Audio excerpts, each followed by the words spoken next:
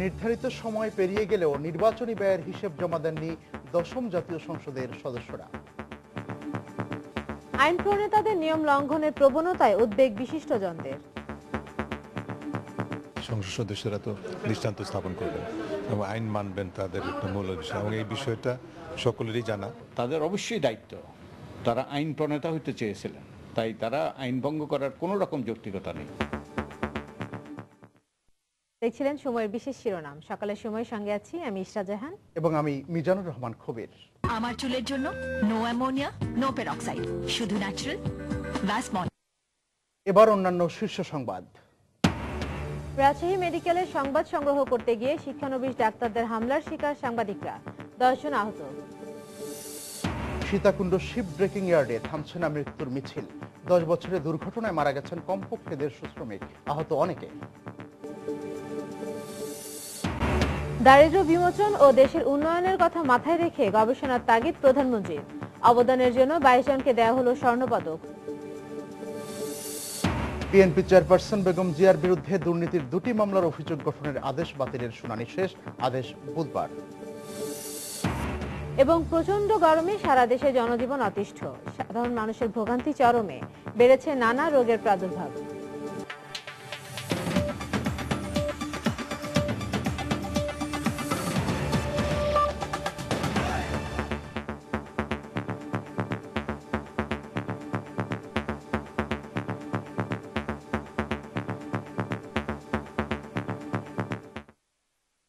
রোগীর স্বজনদের মারধর করার ছবি তুলতে গেলে রাজশাহী মেডিকেল কলেজ হাসপাতালে চিকিৎসকদের হামলায় আহত হয়েছেন 10 সাংবাদিক।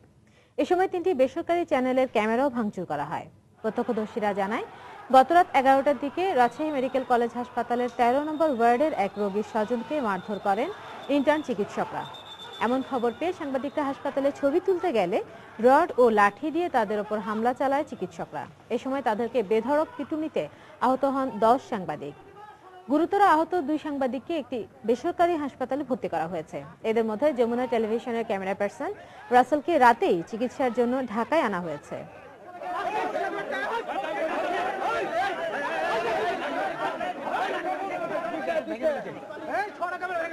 আমার 24 আমার ক্যামেরাটা সব কাটি লেছে ভাই। আমার ব্যাটারি কাটি লেছে।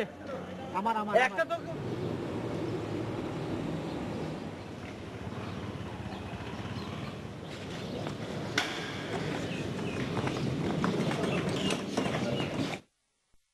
ঢোকার সাথে সাথে আমার সাথে আমার ক্যামেরা পার্সন ছিল রায়হানুল ইসলাম। শত শত ডাক্তার বলছে তারা, কিন্তু তারা ডাক্তার বলে আমার মনে হয়নি। শত শত তারা এসে ক্যামেরায় হাত দিচ্ছে, হাতে বেড়েছে এখানে গালে আর এখানে। সাংবাদিকদের উপরে, ফটো সাংবাদিকদের উপরে, ইলেকট্রনিক মিডিয়ার উপরে যেটা হামলা চালানো হয়েছে, এটার আমরা তীব্র নিন্দা জানাচ্ছি এবং আমরা দোষী ব্যক্তিদের দৃষ্টান্তমূলক শাস্তি চাই। এ ব্যাপারে সাংবাদিকদের দাবির সাথে আমরা সংহতি প্রকাশ করছি। এদিকে সাংবাদিকদের উপর হামলার সময় পুলিশ ভূমিকা না নেয় সাংবাদিকদের দাবির মুখে বোয়ালিয়া থানার ভারপ্রাপ্ত কর্মকর্তা সাইদুর রহমান ভূঁইয়াকে বাধ্যতামূলক ছুটিতে পাঠানো হয়েছে। এবার সংসদ সদস্যদের নির্বাচনী ব্যয়ের হিসেব জমা না দেয়া নিয়ে সময়ের বিশেষ রিপোর্ট। নির্ধারিত সময় পার হয়ে গেলেও দশম জাতীয় সংসদের নির্বাচিত সদস্যরা জমা দেননি নির্বাচনী ব্যয়ের হিসেব। আইন প্রণেতাদের আইন লঙ্ঘনের এই প্রবণতায় উদ্বেগ জানিয়েছেন দেশের বিশিষ্টজনেরা। তারা বলছেন, নির্বাচন কমিশনও এই আইন প্রয়োগে ব্যর্থতার পরিচয় দিয়েছে। এহসান জুয়েলের রিপোর্টে বিস্তারিত। গত 8 জানুয়ারি ফলাফল গেজেটে প্রকাশের পর 7 ফেব্রুয়ারি ছিল দশম জাতীয় সংসদ নির্বাচনে প্রার্থীদের ব্যয়ের হিসেব জমা দেওয়ার শেষ দিন। নির্বাচনে 300 আসনে 543 প্রার্থী অংশ নিলেও প্রধানমন্ত্রী শেখ হাসিনা সহ হাতে গোনা অল্প কজন মাত্র সেই হিসেব জমা দিয়েছেন। নির্বাচন পরিচালনা ম্যানুয়াল এবং গণপ্রতিনিধিত্ব আদেশের 44C অনুচ্ছেদ বলছে, নির্বাচিত প্রার্থীর নাম গেজেটে প্রকাশের 30 দিনের মধ্যেই নির্বাচনে ব্যয়ের হিসেব জমা দিতে হবে। এই আদেশের 73 অনুচ্ছেদ অনুযায়ী এই বিধান লঙ্ঘনের শাস্তি 2 থেকে 7 বছরের জেল এবং অর্থদণ্ড। নির্বাচিত সংসদ সদস্যদের এ ধরনের আইন অমান্য করার ঘটনা শুভ নয় বলে মনে করছেন দেশের বিশিষ্টজনরা। অত্যন্ত উদ্বেগের বিষয়, তার কারণ হচ্ছে যে সংসদ সদস্যরা তো দৃষ্টান্ত স্থাপন করবেন এবং আইন মানবেন, তাদের একটা মূল বিষয়, এবং এই বিষয়টা সকলেরই জানা। যে নির্বাচনের পূর্বশর্ত, অংশগ্রহণের পূর্বশর্ত হিসেবে এটা চিহ্নিত করা হয়েছে। তাদের অবশ্যই দায়িত্ব, তারা আইন প্রণেতা হইতে চেয়েছিলেন, তাই তারা আইন ভঙ্গ করার কোনো রকম যৌক্তিকতা নেই। তাদেরকে আইনের প্রতি শ্রদ্ধাশীলতা প্রদর্শন করাটা জরুরি। নানা বিতর্কের কেন্দ্রে থাকা নির্বাচন কমিশন এখন পর্যন্ত এই আইন প্রয়োগে কার্যকর কোনো উদ্যোগ নিতে পারেনি বলে মনে করছেন তারা। তো নির্বাচন কমিশন যদি এটা নিশ্চিত করে যে কেউ গাফিলতি করে পার পেয়ে যাবে না, তাদের বিরুদ্ধে যদি তড়িৎ গতিতে ব্যবস্থা নেয়, তাহলে কিন্তু গাফিলতি দেখাবে না। আইন সম্মতভাবে যতটুকু তাদের দায়িত্ব দেওয়া হয়েছে এবং এখতিয়ার দেওয়া হয়েছে, ক্ষমতা দেওয়া হয়েছে, সেটাও যথাযথভাবে তারা পালন করতে অনেক সময় গাফিলতি দেখেছেন। এইটাও তার একটা দৃষ্টান্ত বলে আমি মনে করি। এখন উচিত হবে যে যারা দিতে পারেননি যথাসময়ে এবং যদি ব্যর্থ হন, তাহলে এটা আইন অনুযায়ী বিচারের আওতায় নিয়ে আসা। অতীতে এই আইন অমান্যকারীদের ব্যাপারে মামলা করেছে নির্বাচন কমিশন।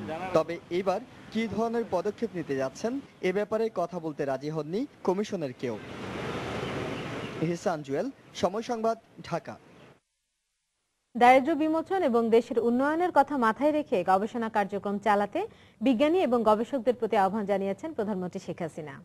গতকাল রাজধানীতে বিজ্ঞানী এবং গবেষকদের বিজ্ঞান একাডেমি পদক প্রদান অনুষ্ঠানে প্রধানমন্ত্রী আরো বলেন, বিজ্ঞান চর্চা ও গবেষণায় সরকারের সব ধরনের সহযোগিতা অব্যাহত থাকবে।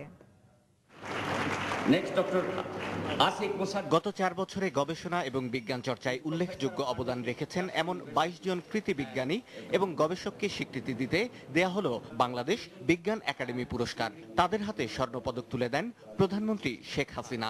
ডক্টর শামসুন্নাহার খান। অনুষ্ঠানে প্রধানমন্ত্রী গবেষণায় বাংলাদেশের সফলতার কথা তুলে ধরেন। বলেন, লাকসই গবেষণার কারণেই খাদ্যে স্বয়ংসম্পূর্ণতা অর্জন করেছে বাংলাদেশ।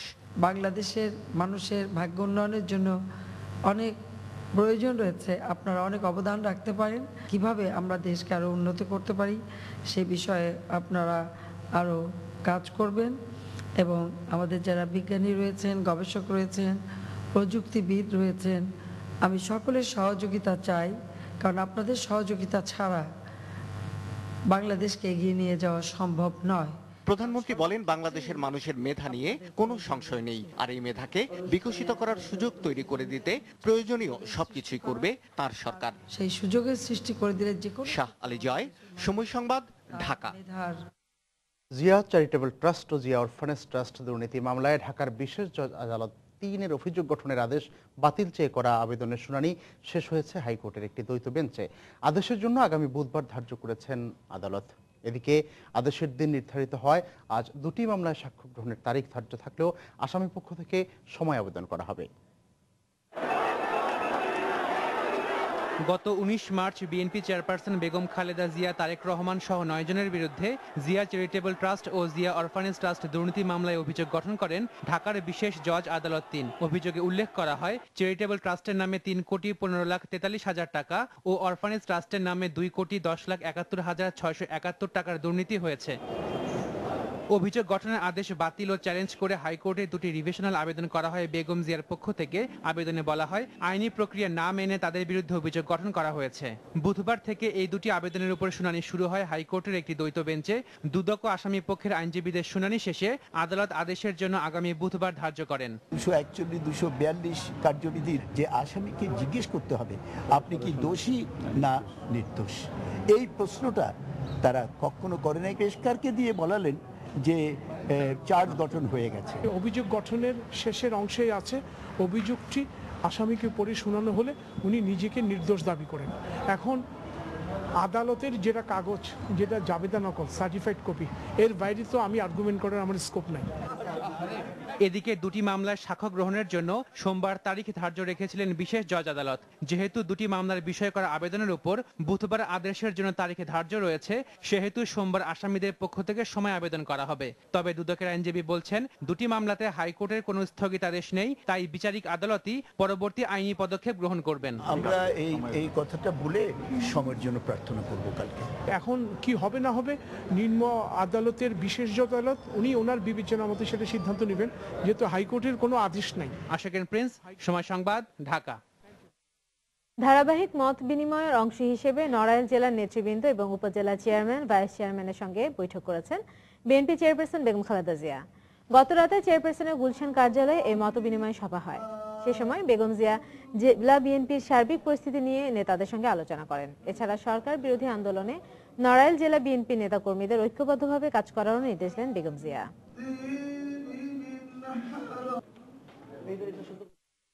বিএনপির স্থায়ী কমিটির সদস্য গয়েশ্বরচন্দ্র রায় ও যুগ্ম মহাসচিব আমানুল্লাহ আমানের জামিন বাতিল করে কারাগারে পাঠানোয় তীব্র ক্ষোভ, নিন্দা ও প্রতিবাদ জানিয়েছেন দলটির চেয়ারপারসন বেগম খালেদা জিয়া। এদিকে বিএনপির ভারপ্রাপ্ত মহাসচিব মির্জা ফখরুল ইসলাম আলমগীর বলেছেন, ক্ষমতায় যাবার জন্য নয়, জনগণের কল্যাণে লং মার্চ করা হচ্ছে। গতকাল বিকেলে রাজধানীর মতিঝিলে এক হোটেলে বিএনপি আয়োজিত তিস্তার পানি বন্টন প্রেক্ষিত বাংলাদেশ বিষয়ে গোলটেবিল বৈঠকে তিনি এমন মন্তব্য করেন। তিস্তা লং মার্চ সম্পর্কে আওয়ামী লীগ সরকারের মন্ত্রীদের করা বক্তব্যের সমালোচনা করেন বিএনপির ভারপ্রাপ্ত মহাসচিব। লং মার্চ এই দেশের মানুষের কল্যাণের জন্য, ক্ষমতায় যাওয়ার জন্য নয়। আওয়ামী লীগের মন্ত্রীরা কেন জানি না হঠাৎ করে প্রমাদ গুনেছেন, অনেকে বিভিন্ন রকম কথা বলছেন। একজন বলছেন যে তিস্তা সন্ত্রাস যদি হয়, তিস্তা সন্ত্রাসের কি বিষয় আছে তা তো জানি না। আমাদের মূল শক্তি হচ্ছে আমাদের জনগণ। সেই জনগণকে আজকে উজ্জীবিত করতে হবে, তাদের অনুপ্রাণিত করতে হবে এবং তাদেরকে সঙ্গে নিয়ে এই ধরনের আগ্রাসনকে আমাদের মোকাবেলা করতে হবে। লং মার্চের নামে বিএনপি সন্ত্রাস নৈরাজ্য সৃষ্টি করতে চাইলে এর পরিণাম ভালো হবে না এবং এর দায় দায়িত্ব তাদেরই নিতে হবে বলে হুঁশিয়ারি উচ্চারণ করেছেন খাদ্যমন্ত্রী অ্যাডভোকেট কামরুল ইসলাম। গতকাল জাতীয় প্রেস ক্লাবে আমরা মুক্তিযোদ্ধা সন্তান আয়োজিত আলোচনা সভায় তিনি বক্তব্য দেন।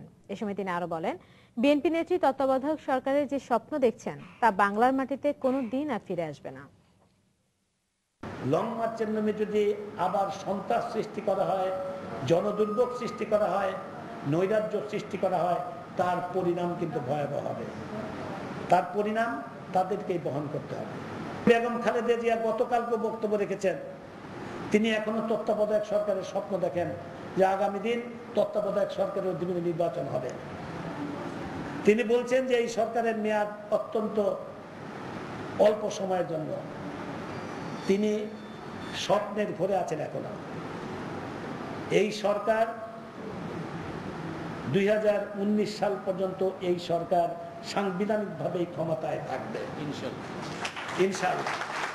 এবং তত্ত্বাবধায়ক সরকারের দাবি করছেন, তত্ত্বাবধায়ক সরকারের অনির্বাচিত সরকার বাংলাদেশের মাটিতে আর কখনো প্রতিষ্ঠিত হবে না, একেবারে স্পষ্ট বলতে চাই। গ্রীষ্মের শুরুতে প্রচন্ড গরমে সারা দেশেই অতিষ্ঠ হয়ে উঠেছে জনজীবন।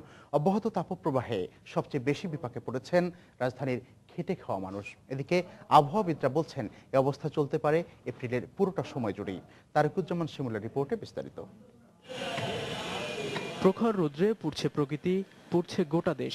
রুক্ষ হতে শুরু করেছে মাটি, চারিদিকে বইছে লু হাওয়া, হাঁপিয়ে উঠেছে প্রাণীকুল। তারপরও থেমে থাকার এতটুকু সুযোগ নেই দিন এনে দিন খাওয়া মানুষগুলোর। পেটের দায়ে সূর্যতাপ উপেক্ষা করেই নিত্যদিন ঘোরাতে হচ্ছে রিকশার চাকা, সশব্দে চলছে হামার। রাস্তাঘাটে থাকা যায় না, তো গরমটা বেশি, তার কারণে এক খেপ মারিয়ে হাতে দম নেওয়া লাগে। কালকে মারছি এক খেপ, আজকে মারতেছি একটা খেপ।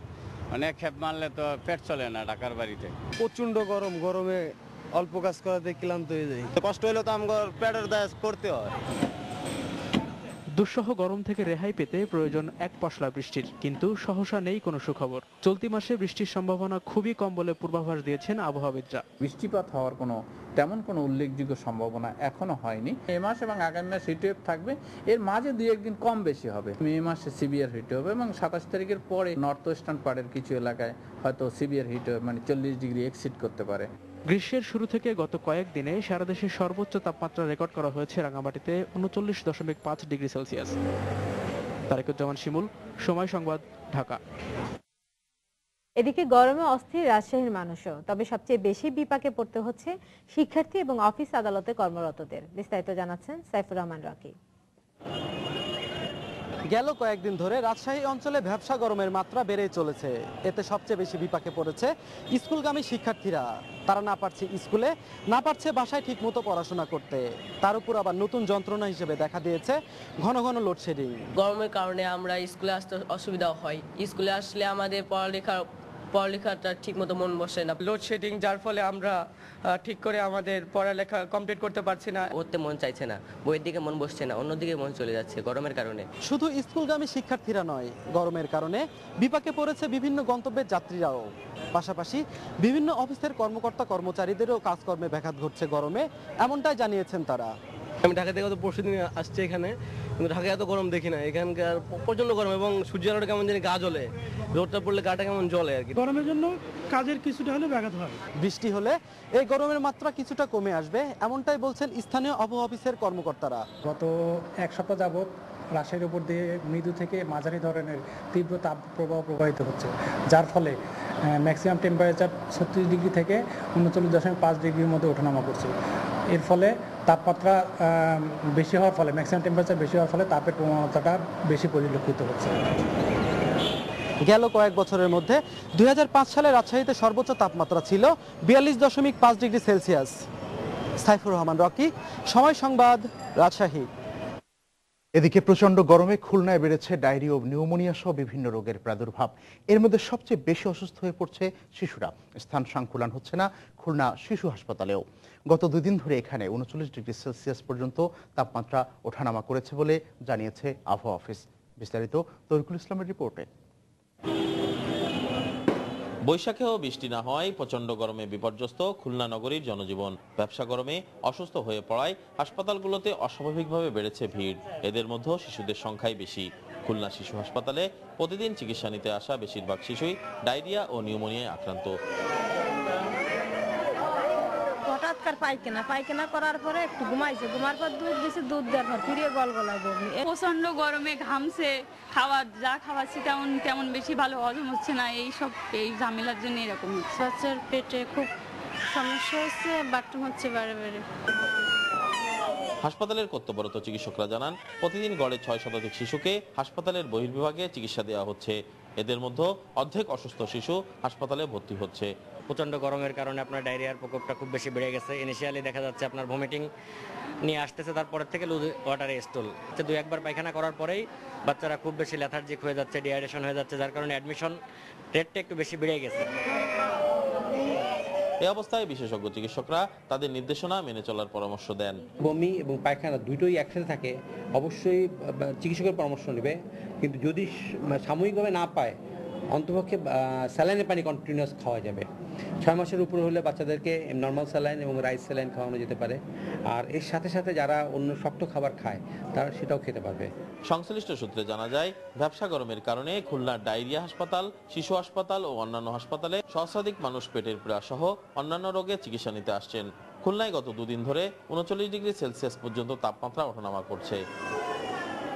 তরিকুল ইসলাম, সময় সংবাদ, খুলনা। সকালে 2 ব্যক্তিকে কুপিয়ে হত্যা করেছে দুর্বৃত্তরা। গতরাত 11টার দিকে দক্ষিণ পীরেরবাগের আমতলার লেক ভিউ আবাসিক এলাকায় নিহতদের লাশ পাওয়া যায়। তবে নিহতদের পরিচয় এখনো পাওয়া যায়নি। প্রত্যক্ষদর্শীরা জানায়, রাত 11টার পর বেশ কয়েকজন সশস্ত্র সন্ত্রাসী এই দুজনকে কুপিয়ে পালিয়ে যায়। সেখানেই তাদের মৃত্যু হয়। ঘটনাস্থল থেকে 2টি মোটরসাইকেল, একটি মোবাইল ফোন উদ্ধার করা হয়েছে। তবে হত্যার কারণ এখনো জানাতে পারেনি পুলিশ।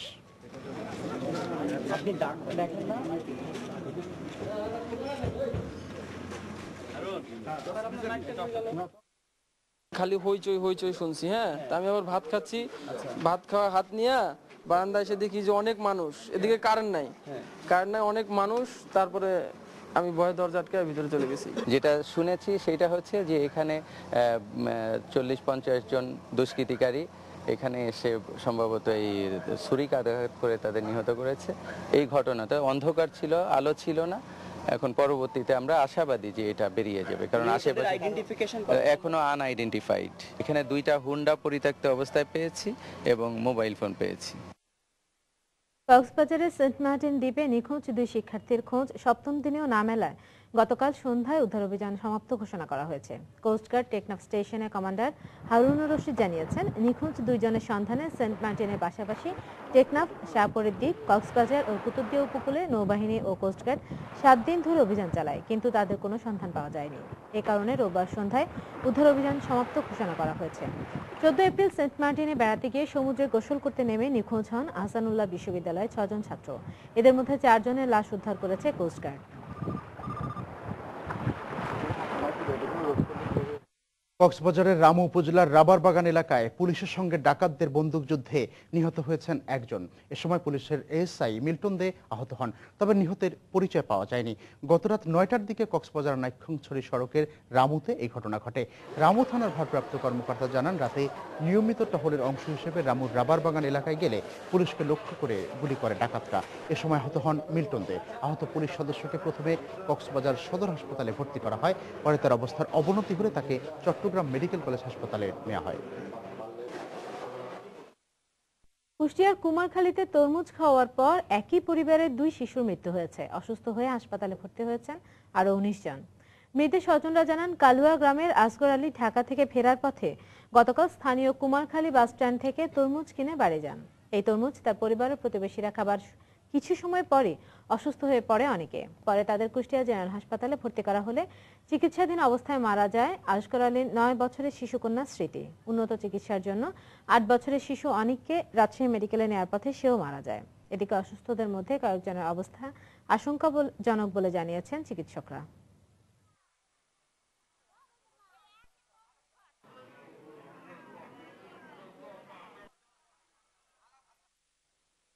তো অনেক সময় দেখা যায় তরমুজে কেটে নিয়ে আসলে তখন কন্টামিনেশন হয়ে এটা হওয়ার সম্ভাবনা আছে।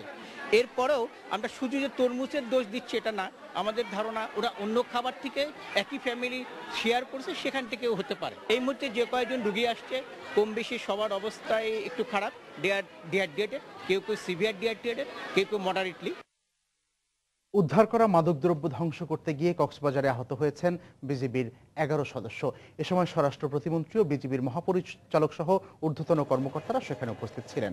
বিজিবি জানায়, গতকাল দুপুরে কক্সবাজার সেক্টর সদর দপ্তর মাঠে উদ্ধার করা মাদকদ্রব্য ধ্বংসের কর্মসূচি নেওয়া হয়।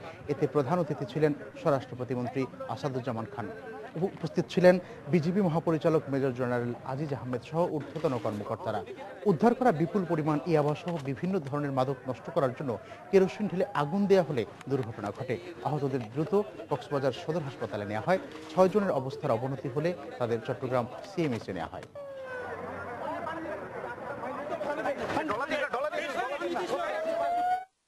সকালের সময় আরো থাকছে। সমতল ভূমিতে চা চাষ করে পঞ্চগড়ে নীরব বিপ্লব। এক সময়ের পতিত জমি এখন কৃষকদের লাভজনক সম্পদ।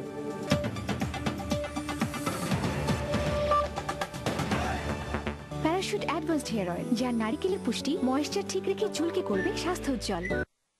রাজধানী গার্হস্থ্য অর্থনীতি কলেজে ছড়িয়ে পড়া জায়ান্ট মিলিবাগ পোকা সারা দেশে যেন ছড়িয়ে পড়তে না পারে, সেজন্য সবাইকে সতর্ক হবার পরামর্শ দিয়েছেন প্রাণীবিজ্ঞানীরা। তারা জানান, আতঙ্ক ছড়ানো পোকাটি আফ্রিকান এবং পানিতে এর উপদ্রব কমানো সম্ভব।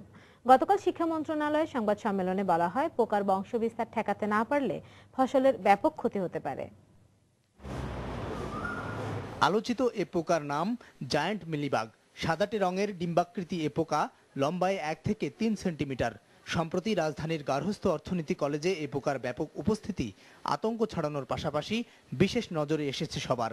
এরপর শিক্ষা মন্ত্রণালয়ের উদ্যোগে স্বাস্থ্য মন্ত্রণালয় এবং 3টি বিশ্ববিদ্যালয়ের প্রাণীবিদ্যা ও কীটতত্ত্ব বিশেষজ্ঞদের 4টি দল এ পোকার উপদ্রব এবং ক্ষয়ক্ষতি নিয়ে পরীক্ষা নিরীক্ষা চালিয়েছে। এই যে ড্রাই পিরিয়ডটা, এটা অত্যন্ত উপযোগী আবহাওয়া মিলিবাগের জন্য। আবার যখন খুব জোরে বৃষ্টি শুরু হয়ে যাবে, পপুলেশন এটা কমে যাবে। তো যার জন্য এই 2টা মাস আমাদের জন্য এটি বড় সমস্যা। এখনো যদি আমরা একটা অ্যাকশন নেই, আমাদের বাংলাদেশে যে যে জায়গায় এই পোকাটি আছে সেখানে যদি আমরা দমনের ব্যবস্থা নেই, তাহলে এটা কিন্তু বাংলাদেশে খুব সহসা ছড়িয়ে পড়তে পারবে না। যে কোনো জিনিসই একটা অতিরিক্ত হয়, তখনই কিন্তু সেটা যে কারোর জন্য এটা খারাপের প্রভাব হতে পারে। এটা মারাত্মক হতেও পারে এবং কমপক্ষে এইটুকু তো আমরা নিশ্চিত হলাম যে আমাদের কিছু ফসল, কিছু ফল, কিছু গাছপালা এগুলো তারা অবশ্যই নষ্ট করবে। আমাদের মানুষের শরীরেও এটা একটা বিরূপ প্রতিক্রিয়া দেখা দিতে পারে। রোববার শিক্ষা মন্ত্রণালয়ের সংবাদ সম্মেলনে এ ব্যাপারে সবাইকে সতর্ক হওয়ার পরামর্শ দিয়ে বলা হয়, এই পোকার ব্যাপক বংশবিস্তার জাতীয় সমস্যা সৃষ্টি করতে পারে। সকলের দৃষ্টি আকর্ষণ করছি যে এই পোকা থেকে সতর্ক হওয়া দরকার। মাটিতে 1.5 থেকে 2 ফুট গর্তে পুঁতে রাখতে হবে বা পুড়িয়ে মারতে হবে। আমরা যদি দ্রুত অন্তত পানির ব্যবস্থা করি, যে কয়টা থাকে সাথে সাথে পানি দিলেই কিন্তু এটা আর বাতাসে উড়ে আসবে না। হ্যাঁ, এটা হলো বেস্ট প্রসেস। বিজ্ঞানীরা জানান, জায়ান্ট মিলিবাগের আদিবাস আফ্রিকায় হলেও বর্তমানে ভারত, পাকিস্তান ও থাইল্যান্ডে এর বংশবিস্তার হয়েছে। গত 4-5 বছর যাবৎ বাংলাদেশে এই পোকা দেখা গেলেও এবারই প্রথম মারাত্মক হুমকি হিসেবে দেখা হচ্ছে। আবুল কালাম আজাদ, সময় সংবাদ, ঢাকা। সিলেট নগরীর 3টি সরকারি কলেজে শিক্ষক সংকট প্রকট আকার ধারণ করেছে। এতে মারাত্মকভাবে ব্যাহত হচ্ছে শিক্ষা কার্যক্রম। বারবার আবেদনের পরও শূন্যপদ পূরণ না হয় অনেকটা হতাশ অধ্যক্ষরা। তারা বলছেন, দ্রুত এই সমস্যা সমাধান করা না হলে এর প্রভাব পড়বে শিক্ষার্থীদের পরীক্ষার ফলাফলের উপর। নৌশাদ আহমদ চৌধুরীর ছবি নিয়ে আব্দুল আহাদের রিপোর্ট। সিলেটের ঐতিহ্যবাহী এমসি কলেজে অনার্স মাস্টার্স মিলিয়ে 193টি শিক্ষকের পদ থাকার কথা থাকলেও আছে 131টি, আর এর মধ্যেও 29টি পদ শূন্য। প্রয়োজনীয় শিক্ষক না থাকায় ক্লাস পরীক্ষা নিয়মিত নেওয়া যাচ্ছে না বলে জানান শিক্ষকরা। পর্যাপ্ত শিক্ষক মানে কি? সুন্দর পরিবেশ সৃষ্টি হওয়া, শিক্ষার উপযুক্ত পরিবেশ সৃষ্টি হওয়া এবং শিক্ষার সাথে সংশ্লিষ্ট বিভিন্ন যে কার্যক্রম এটা সুষ্ঠুভাবে পরিচালিত হওয়া। আউট ডেলিভারি সেটাও খুব ফ্রুটফুল হচ্ছে না। নতুন পদ সৃষ্টি তো দূরের কথা, বারবার আবেদন করেও পূরণ হচ্ছে না শূন্য পদ। অনেকটা হতাশা সুরেই জানান এমসি কলেজের অধ্যক্ষ।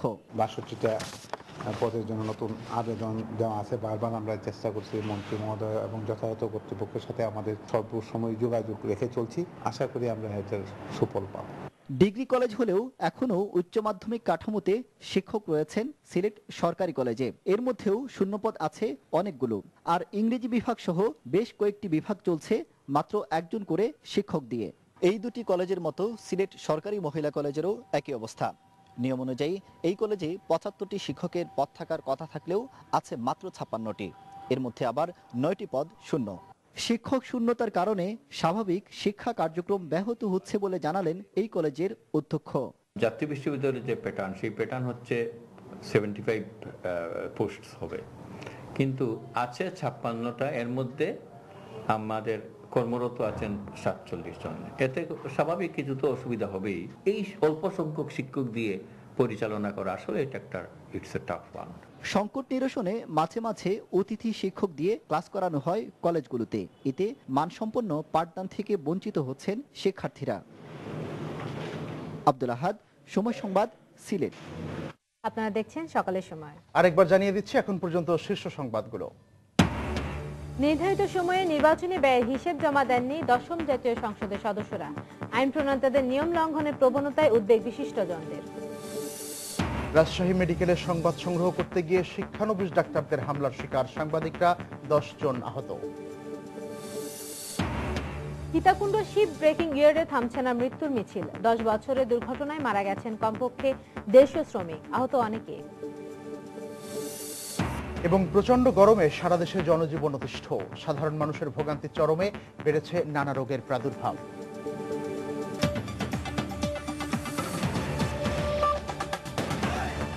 প্যারাশুট অ্যাডভান্সড হেয়ার অয়েল, যা নারকেলের পুষ্টি ময়েশ্চার ঠিক রেখে চুলকে করবে স্বাস্থ্য উজ্জ্বল। মশার কামড়ে অতিষ্ঠ খুলনা নগরবাসী। ভুক্তভোগীদের অভিযোগ, সিটি কর্পোরেশনের মশক নিধন কার্যক্রমে গতি না থাকায় নগরীর প্রতিটি জায়গায় মশার অত্যাচার বেড়েছে। সিটি মেয়র বলছেন, নগরীর ড্রেনেজ ব্যবস্থা, পরিত্যক্ত পুকুর নিষ্কাশন ও আবর্জনার স্থানগুলোতে পরিচ্ছন্নতার কাজ শেষ হলে মশার উপদ্রব কমবে। তরিকুল ইসলামের রিপোর্ট। প্রকৃতিতে চলছে উত্তপ্ত হাওয়া, তার উপর দিনে ও রাতে সবসময় চলছে মশার উপদ্রব। এক প্রকার অস্বস্তিকর অবস্থার মধ্য দিয়ে চলছে খুলনা নগরবাসীর জীবন।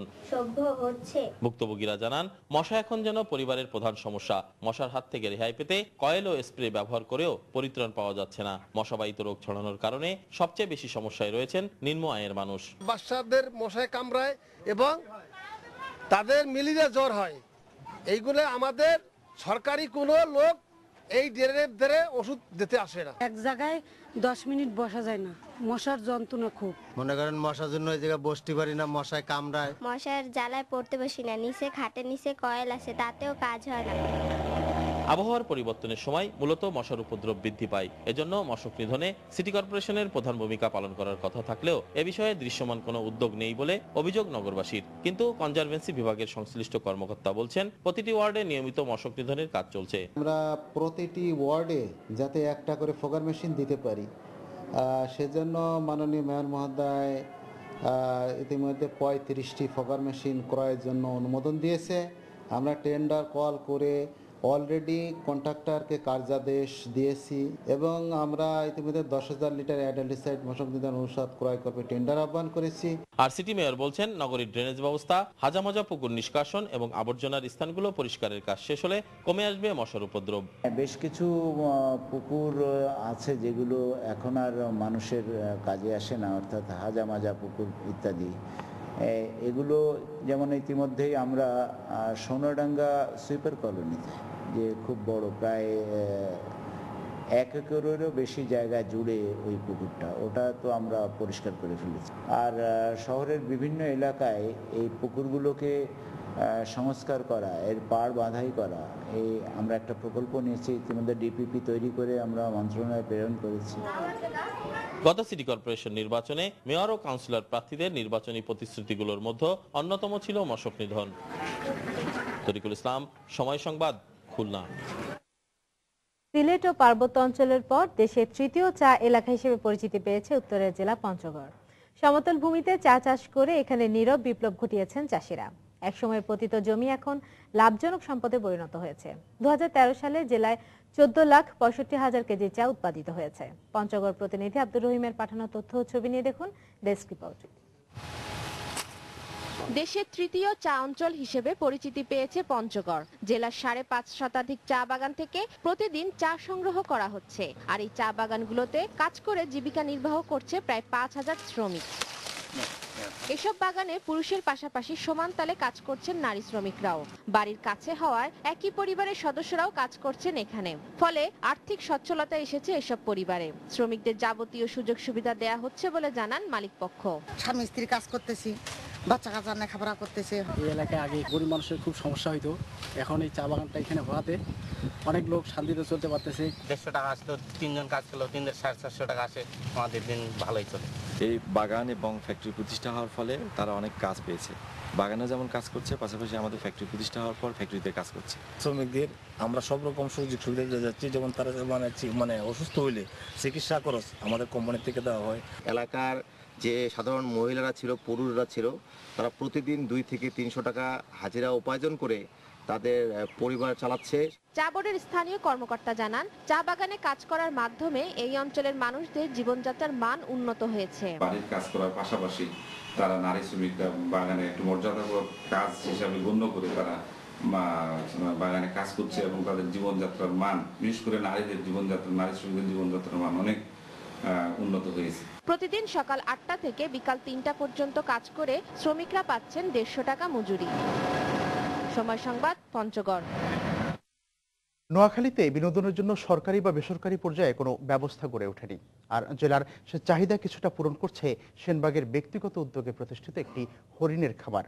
ঈদ পূজা সহ বিভিন্ন উৎসবে পরিবার প্রিয়জন সহ দূর দূরান্ত থেকে নির্মল আনন্দের জন্য এখানে ছুটে আসছেন হাজারো দর্শনার্থী। তবে খুরা রোগে এই খামারের 10টি হরিণ ইতিমধ্যে মারা গেছে। প্রাণী সম্পদ বিভাগের ডাক্তার বলছেন, হরিণ বন্য প্রাণী, লোকালয়ে থাকলে খুরা রোগ হতে পারে, তবে নিয়মিত টিকা দিলে তা থেকে রক্ষা পাওয়া সম্ভব। নোয়াখালী প্রতিনিধি সাইফুল্লাহ কামরুলের পাঠানো তথ্য ছবি নিয়ে ডেস্ক রিপোর্ট। নোয়াখালীর সেনবাগের কলাবাড়িয়া গ্রামে 2000 সালে একটি পুরুষ ও একটি মাদি হরিণ নিয়ে অনেকটা শখের বশেই আব্দুল কাদের ভুইয়া গড়ে তোলেন হরিণের এ খামারটি। পর্যায়ক্রমে হরিণ বৃদ্ধির পাশাপাশি এ খামারটি দিন দিন জনপ্রিয় হয়ে উঠতে থাকে এ অঞ্চলের মানুষের কাছে। এখানে বর্তমানে 38টি হরিণ রয়েছে। নোয়াখালীর এবং বাংলাদেশের বিভিন্ন জায়গা থেকে মানুষ দেখার জন্য আসে, সুন্দর লাগে। এই হরিণের কারণে আমাদের গ্রাম অনেক সুন্দর, আকৃষ্ট বা সৌন্দর্য এলাকাতে সুনাম সৃষ্টি হয়েছে। তবে খামারটি ব্যক্তি উদ্যোগে গড়ে উঠলেও জনসাধারণের বিনামূল্যে প্রবেশের সুযোগ থাকায় দিন দিন বৃদ্ধি পাচ্ছে এর জনপ্রিয়তা। আমি আসলে কখনো হরিণ দেখি নাই, আসলে এখানে দেখার জন্য আসছি। আমি আসলে বিশ্ববিদ্যালয় কলেজ থেকে আসছি, এখানে হরিণ দেখে খুবই ভালো লাগছে। খামারটিতে খুরা রোগে আক্রান্ত হয়ে এ পর্যন্ত মারা গেছে 10টি হরিণ। এ অবস্থায় প্রাণী সম্পদ বিভাগের ভারপ্রাপ্ত কর্মকর্তা জানান, হরিণ বন্য প্রাণী, তাই লোকালয় থাকলে খুরা রোগ হবেই, তবে নিয়মিত টিকা দিলে তা থেকে রক্ষা পাওয়া যায়। নিয়মিত যোগাযোগও রাখেন না এবং ওই হরিণগুলোকে কোনো টিকা প্রদান করা হয়নি। স্বাভাবিকভাবেই খুরা রোগে আক্রান্ত হয়েছে। যেহেতু এটা একটা বন্য প্রাণী, এগুলো যে স্পেশালাইজ চিকিৎসা দরকার সেগুলো আমাদের উপজেলা প্রাণী সম্পদ অফিসে ছিল না। অন্যদিকে খামারের মালিক হরিণ বিক্রি করতে চাইলেও তা পারছেন না বলে যে অভিযোগ রয়েছে, তার জবাবে নোয়াখালীর বিভাগীয় বন কর্মকর্তা জানান, হরিণ ক্রয় বিক্রয়ের জন্য সুনির্দিষ্ট নিয়ম রয়েছে। ক্রয় বা বিক্রয় করার অধিকার রাখেন। এক্ষেত্রে নীতিমালা সুস্পষ্ট বর্ণনা আছে। তবে সেই ক্ষেত্রে যে এলাকায় তার খামার সেই এলাকার বা যে সংশ্লিষ্ট বিভাগীয় বন কর্মকর্তাকে অবহিত করতে হয়। সংশ্লিষ্টদের প্রত্যাশা, এই অঞ্চলের মানুষের নির্মল আনন্দের জন্য হরিণের খামারটির সমস্যা সমাধানে এগিয়ে আসবে সরকার। সময় সংবাদ, নোয়াখালী। পাকিস্তানের করাচিতে বাস ও ট্রাক্টরের মুখোমুখি সংঘর্ষে নারী ও শিশু সহ কমপক্ষে 42 জন নিহত হয়েছেন। এ ঘটনায় আহত হয়েছেন আরও 17 জন। দুর্ঘটনায় নিহতদের মধ্যে 14 জন শিশু ও 13 জন নারী। আহতদের বেশিরভাগেরই অবস্থা আশঙ্কাজনক। পুলিশ জানায়, করাচির উত্তরাঞ্চলীয় শুক্কুর শহরে দুর্ঘটনার শিকার হওয়া বাসটির চালক ও ঘটনাস্থলেই মারা গেছেন। ট্রাক্টর চালককে গুরুতর আহত অবস্থায় হাসপাতালে নেওয়া হয়েছে।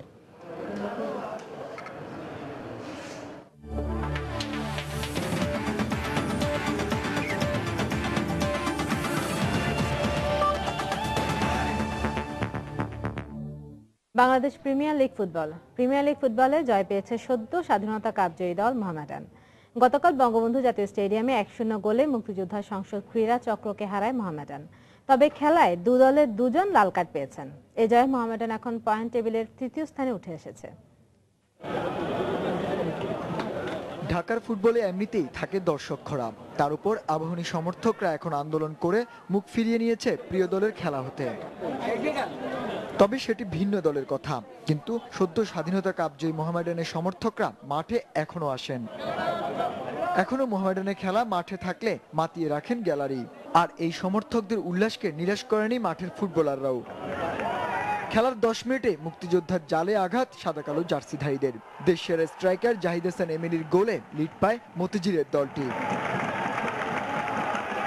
এরপর মুক্তিযোদ্ধা সংসদ জোর চেষ্টা চালায় খেলায় সমতা আনতে। তবে মোহামেডান গোলরক্ষক মামুন খানের দেয়াল ভাঙতে পারেনি তারা। ফলে 1-0 গোলে পিছিয়ে বিরতিতে যায় লাল জার্সিধারীরা। বিরতির পর আরো আক্রমণাত্মক ফুটবল খেলতে থাকে দুদল। এতেই বৈশাখের উত্তাপের মতো উত্তপ্ত হতে থাকে বঙ্গবন্ধু স্টেডিয়ামের সবুজ মাঠও। 57 মিনিটে এসে উত্তেজনায় আরো আগুন লাগে। ধাক্কাধাক্কি, কথা কাটাকাটি চালায় দুদলের ফুটবলাররা, যাতে রেফারির চোখে অপরাধী মোহামেডানের জাহিদ হোসেন ও মুক্তিযোদ্ধার অধিনায়ক মারুফ হাসান। ফল লাল কার্ড দেখে মাঠ ছাড়ে দুজন। এরপর 10 জনের দল নিয়ে দুদল আর লড়াই জমাতে পারেনি। তবে 88 মিনিটে অবশ্য মুক্তিযোদ্ধা খেলায় সমতা আনার সেরা সুযোগটা পেয়েছিল, কিন্তু এলিটা কিংসলের ফ্রি কিক কাজে আসেনি। এতে জয়ের পাশাপাশি 17 পয়েন্ট নিয়ে লিগ টেবিলে তৃতীয় স্থানে উঠে মাঠ ছাড়ে মোহামেডান। আর 15 পয়েন্ট নিয়ে তখন মুক্তিযোদ্ধা টেবিলের 5 নম্বরে। শান্ত বিশ্বাস, সময় সংবাদ, ঢাকা। সকালের সময়ের এই পর্যায়ে শীর্ষ সংবাদ জানিয়ে দিচ্ছি আরেকবার। নির্ধারিত সময়ে নির্বাচনী ব্যয়ের হিসেব জমা দেননি 10ম জাতীয় সংসদের সদস্যরা। আইন প্রণেতাদের নিয়ম লঙ্ঘনের প্রবণতায় উদ্বেগ বিশিষ্টজনদের। রাজশাহী মেডিকেলে সংবাদ সংগ্রহ করতে গিয়ে শিক্ষানবিশ ডাক্তারদের হামলার শিকার সাংবাদিকরা, 10 জন আহত। সীতাকুণ্ড শিপ ব্রেকিং ইয়ার্ডে থামছে না মৃত্যুর মিছিল। 10 বছরে দুর্ঘটনায় মারা গেছেন কমপক্ষে 150 শ্রমিক, আহত অনেকে। এবং প্রচন্ড গরমে সারা দেশে জনজীবন অতিষ্ঠ, সাধারণ মানুষের ভোগান্তি চরমে, বেড়েছে নানা রোগের প্রাদুর্ভাব। এই ছিল সকালের সময়। যে কোনো খবর পেতে ভিজিট করুন সময়নিউজ.tv। সঙ্গে থাকুন সময়।